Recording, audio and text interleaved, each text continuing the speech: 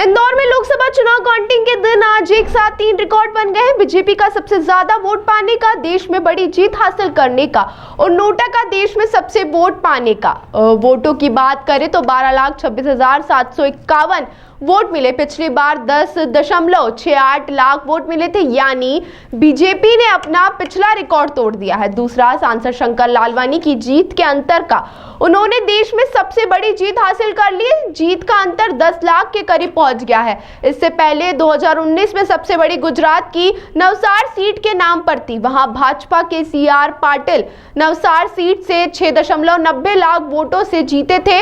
लालवानी ने आज यह रिकॉर्ड भी तोड़ दिया है। तीसरा नोटा है, जिससे पहली बार देश में 2,18,000 से ज्यादा वोट मिल गए। यह और बढ़ सकते हैं।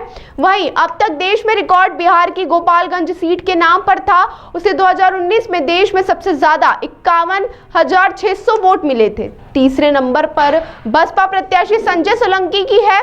उन्हें 51,000 से ज्यादा वोट मिले हैं। बता दें कि इस बार कांग्रेस प्रत्याशी नहीं है। कांग्रेस ने चुनाव में नोटा को वोट देने की अपील की थी। पार्टी का कहना है कि हमने जो उम्मीद की थी उसे पूरा कर दिखाया है।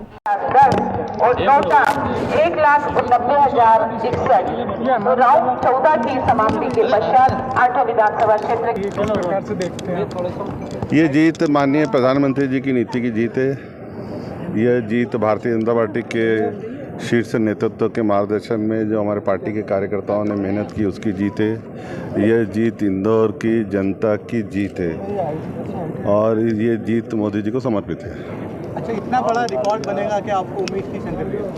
देखिए, जिस प्रकार से हमारी भारतीय जनता पार्टी के संगठन ने और भारतीय जनता पार्टी की सरकार ने जो काम किए हैं, और आप अगर देखेंगे तो लगभग पिछली बार भी इतने ही वोट पड़े थे, 15 लाख कुछ हज़ार, और लगभग इस बार भी वोट उतने ही पड़े हैं। लेकिन अगर हम देखें तो भारतीय जनता पार्टी को जो पिछली बार वोट मिले थे उससे ज़्यादा भारतीय जनता पार्टी को वोट मिले हैं। तो ये दर्शाता है कि भारतीय जनता पार्टी की रीति नीति में जनता का विश्वास है, मोदी जी की रीति नीति में जनता का विश्वास है।